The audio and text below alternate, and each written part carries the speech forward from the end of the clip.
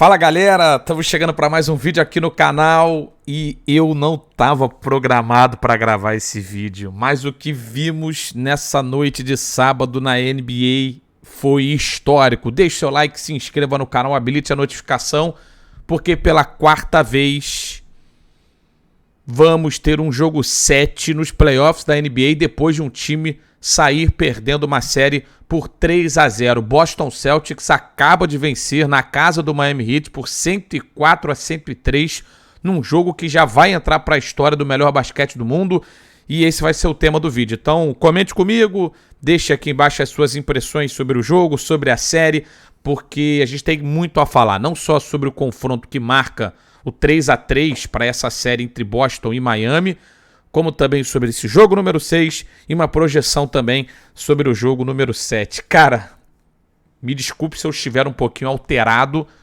porque eu confesso a vocês que eu estou me tremendo com o que foi o finalzinho de jogo. O basquete é um esporte maravilhoso, ele é fantástico, ele é inigualável, do ponto de vista de emoção, do ponto de vista da sucessão de acontecimentos e como que as coisas acontecem realmente nesse esporte, cara. O que a gente viu hoje foi uma demonstração de como um time pode sobreviver mesmo sem ter suas grandes estrelas em um grande jogo, mas que não pode vencer sem que seus principais jogadores apareçam no momento certo. E do outro lado, um Boston Celtics que teve o jogo nas mãos, começou a sufocar, começou a se atrapalhar também dentro das suas próprias emoções e quase perdeu o jogo. Cara, que doideira, bicho, que doideira. Vamos dar uma passeada aqui no Instagram do Boston Celtics, que venceu esse jogo de maneira inacreditável. A gente tem aqui o placar final de 104-103, né? O destaque aqui da página do Boston com o Jason Tatum, que foi o principal cestinha, fez um primeiro tempo impecável, um segundo tempo em que ele basicamente só matou bolas da linha do lance livre, teve um ou outro arremesso que ele conseguiu converter, acho que um ou dois no máximo de quadra no segundo tempo, mas foi fundamental com lances livres certeiros no final, 15 de 15 na linha do lance livre para ele, além de 11 pontos e mais um jogo de pelo menos 30 pontos para ele, 31, o grande cestinha da noite. Teve no Jaylen Brown também uma ótima companhia no jogo, praticamente o jogo todo, mas ele ficou pendurado com 4 faltas bem cedo e mesmo assim o Boston conseguiu administrar essas 4 faltas, mas é óbvio que a bola decisiva do jogo, se você não viu, depois você vai procurar para ver, foi essa daqui. Com 3 segundos no relógio, o Miami venceu o jogo por 2 pontos, por 1 ponto, perdão, venceu o jogo por 1 ponto. O time do Boston desenhou a jogada por um tiro de 3 do Marcus Smart. O Derrick White, que fez a reposição da bola, partiu para o ataque, pegou esse rebote faltando 0,4, basicamente ele vai no ar, e no ar ele já consegue usar ali a mão direita para soltar essa bola na tabela, a bola sai das mãos dele com 0,2, toca na tabela e cai, e já com o cronômetro zerado, o time do Boston Celtics fez 104-103. Então o Boston poderia e deveria ter vencido esse jogo com muito mais folga. Com muito mais folga. Essa que é a grande verdade. O Boston Celtics esteve o tempo inteiro liderando o placar, o tempo inteiro sendo o melhor time em quadra, mas de repente começou a se complicar. Se a gente for olhar as parciais, o Boston vence a primeira 34-29, Miami vai lá e vence a segunda 24-23, mas sem jogar bem. O Boston vence a terceira parcial por 22-19. Levando 5 pontos de frente, levando 7 pontos de vantagem para o último período, mesmo com o time adversário sem ter os seus principais jogadores atuando bem. E acho que esse é o grande mérito do Miami e o grande problema para o Boston, né? Como é que o Boston não matou esse jogo antes? Como é que o Boston ficou fazendo algumas jogadinhas assim de ataque, a bola de 3 não estava caindo para o time do Boston Celtics? Se a gente for olhar para os números finais nos arremessos de 3 pontos, o Boston tentou no jogo todo,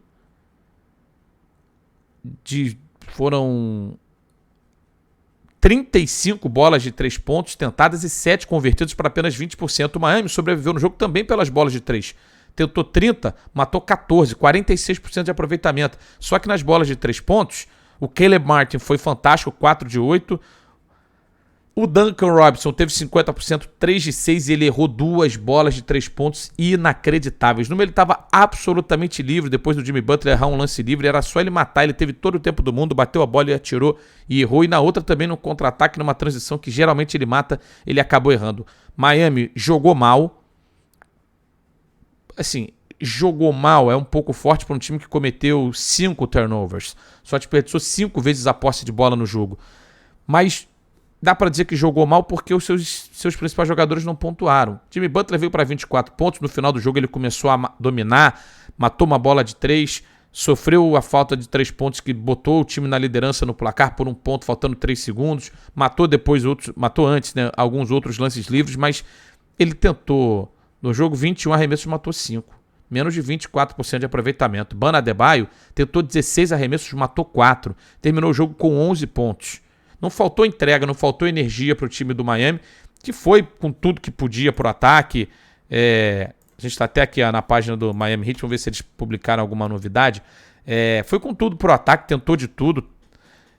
Se entregou, mas não pode errar tanto. Fantástico o Caleb Martin, 21 pontos, principal cestinha até o finalzinho do jogo, quando o Jimmy Butler conseguiu, na linha do lance livre, 12 de 14, passar à frente do Caleb Martin. 15 pontos do Gabe Vincent, Max Strus com 10, o Duncan Robinson com 13, o Kyle Lowry hoje saiu um pouquinho melhor do banco, não pontuou muito, fez 8 pontos, mas deu uma movimentação um pouquinho mais intensa em alguns momentos, jogou só 18 minutos. Miami estava no jogo até o final, e acho que esse é o grande mérito. Se a gente for olhar o desenrolar do jogo, eu diria que as chances são mínimas do Miami Heat vencer o jogo 7 na casa do Boston Celtics. Como eu falei para vocês, é apenas a 4ª vez na história que um time sai perdendo de 3-0 e consegue levar a disputa para um jogo 7. Porém, é apenas a primeira vez na história da NBA que esse time vai fazer o jogo 7 em casa. Primeira vez que tivemos um jogo 7 depois de uma equipe perder ou abrir 3-0 e permitir o empate foi nas finais de 1951. O Rochester Royals, que hoje é o Sacramento Kings, abriu 3-0, permitiu o empate do New York Knicks, mas foi lá e venceu por 79-75. Né? Em 94, o Utah Jazz venceu também o jogo 7 em casa nas semifinais do Oeste e conseguiu, depois de ter aberto 3-0, permitiu o empate e ter o jogo 7 para disputar, foi lá e conseguiu a vitória. E agora a gente tem e tivemos em 2003 o Dallas Mavericks também, abrindo 3-0 e em casa vencendo esse jogo. Então agora a gente está numa posição exatamente oposta. Um time que estava 3-0 atrás, decidindo em casa a possibilidade de virar depois de sair perdendo por 3-0. Então é algo histórico que a gente pode estar vendo. Surreal, né? O Dallas Mavericks virou contra o Portland Trail Blazers. Não sei se eu tinha falado aqui também. É a primeira vez que um time que estava 0-3 vai poder jogar o jogo 7 em casa para tentar virar essa série. Então, a história está aí. O que fez o Derrick White foi inacreditável, com pouquíssimos segundos no relógio. Ele teve um jogo que ele matou uma bola de 3 também, que é praticamente um arremesso de treinamento, numa falha de marcação, e ele teve 11 pontos na noite.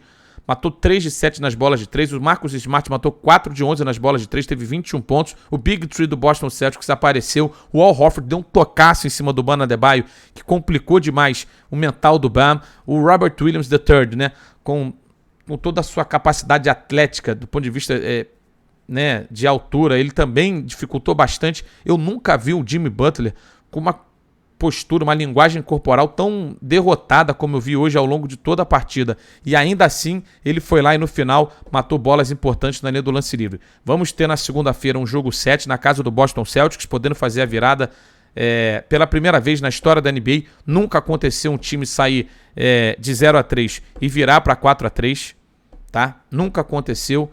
Então todos esses exemplos que eu falei, o time abriu 3-0 e depois definiu em casa, para fazer o 4-3. A gente está à beira de ver a história sendo feita no melhor basquete do mundo. É difícil porque, até do ponto de vista mental e do ponto de vista técnico, é difícil imaginar o Jimmy Butler tendo um jogo tão ruim novamente na segunda-feira, o Bam Adebayo tendo um jogo tão ruim também na segunda-feira, e é um desgaste mental muito grande você jogar 4 partidas com as costas contra a parede, mas agora tá tudo igual, e a pressão é do lado do Miami de estar entrando para a história de maneira negativa. O Boston só tem a vencer. Novamente, buscar uma final de NBA com uma unidade que já é histórica do ponto de vista do talento individual e da continuidade de um trabalho que vai continuar sendo feito para buscar títulos. Cara, eu tô tão agitado, cara, que até acho que deu uma confundida aqui na hora de falar dos jogos do 3-0 e 0-3, mas deu para entender. Nunca um time virou e nunca um time que estava 0-3 atrás teve a chance de jogar o jogo 7, de virar em casa.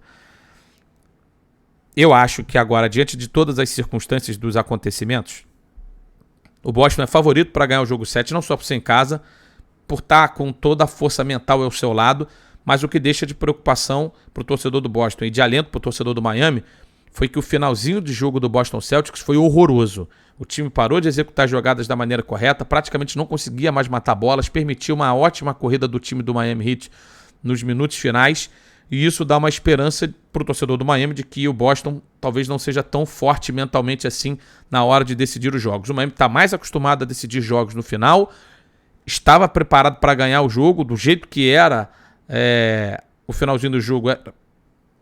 Foi um tapinha, faltando 0,2 no relógio. Foi assim que o Boston conseguiu levar esse jogo número 6. Eu precisava compartilhar com vocês aqui algum tipo de comentário, precisava falar sobre esse jogo porque foi louco. Jogo louco, série louca.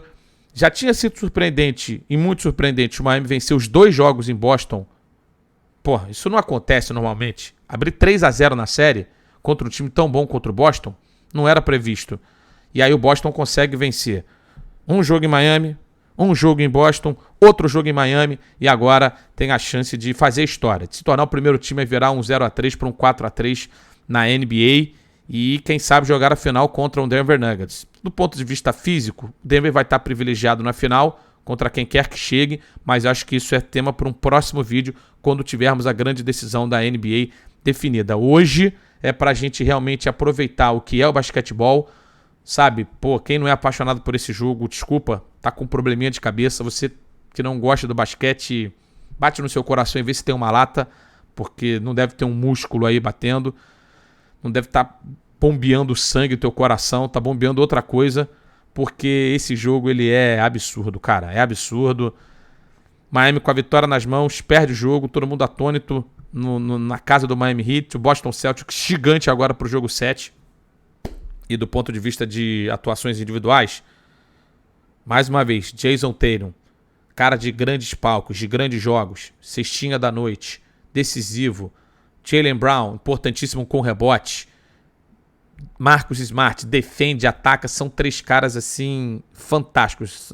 Não à toa, são realmente os 3 que compõem a alma desse time.